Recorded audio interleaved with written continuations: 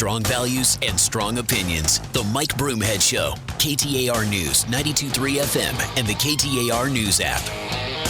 We have been talking recently, everyone's been talking recently about the heat and how it affects everyone. And, you know, for some in Arizona, what's interesting about that conversation is people shrug their shoulders and say it happens every year. This happens to us every year. Now, it is worse this year than it's been in the past, but you go back to the mid-'90s when I moved here and we had a really bad heat spell.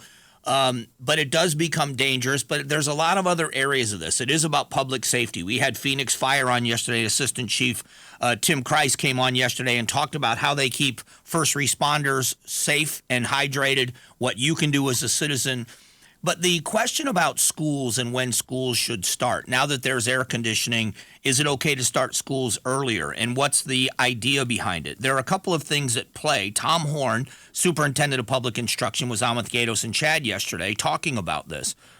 And although his office does not make these decisions because of local control, and it's not a bad thing, it's just that's how it is, the local school districts control when their district will be starting school. There are a couple of things at play. One is with the extreme heat, especially with the youngest kids, recess and getting them outside to burn off some of that energy and refocus them is a necessary thing. But how do you do that when it's 117 degrees outside without putting kids in danger? That's a big part of it. The other part is we do know, and I want you to hear this from Tom Horne about the gap. The shorter summer recess, the shorter summer breaks are better for kids because you forget what you learn. So you've got to balance both. This is him talking about how that gap is what's causing some of the issues. If you measure from, say, September to June, and you measure value added, schools in poor areas do just as well as schools in rich areas at the amount that their kids learn. But if you make it from September to September, the kids in the rich areas learn a lot more, forget less, because their parents give them more things to do in time, whereas the poor kids a lot of times are just put in front of the TV set in the summertime. So shorter summer recess and spreading the times off throughout the year is probably better for the kids' academic success. So being one of those poor kids growing up, it wasn't like my mother was lazy, and I don't think that's what Mr. Horne was saying at all. I'm not putting words in his mouth. I just want to clarify what I heard when he said that. My mom was working all the time, sometimes 7 days a week.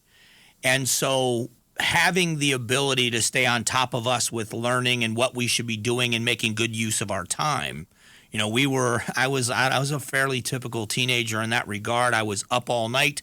I'd try to sleep all day. If I didn't have a responsibility of work and I was working a lot as a teenager, the last thing I was thinking about was education.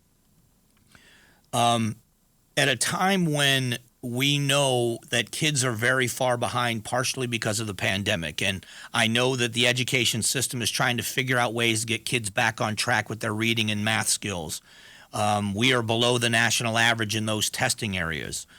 At a time when we are trying to fill those gaps, isn't this an important thing here? Now, if you disagree with the premise here, then okay, then let's talk about that. But if you agree in principle that he's right, that during the summer break time is when kids lose a lot because they're not immersed or practicing a lot, and then they got to catch up at the beginning of the school year, how do we fix that? So part of this is starting in July, is that a good idea when kids can't get outside? It's way too hot. But we're not adjusting the number of days they're in school, just when they start and when they finish. So do we start having conversations about how do we fill those gaps, which is one I think is fantastic. The availability of resources. Kids that are in more working class homes don't have the access to resources that others might. Parents can't get them where they need to go when it comes to going to the library or going to something that might be educational. They don't have access with tablets and things to the internet that many people do. Maybe you do on your phone, but then kids are watching TikTok and Reels videos, or that focus on we need to keep you sharp on these skills. And that to me is a great indicator. If we could just start there, should there be a longer school year? Should summer break be shorter?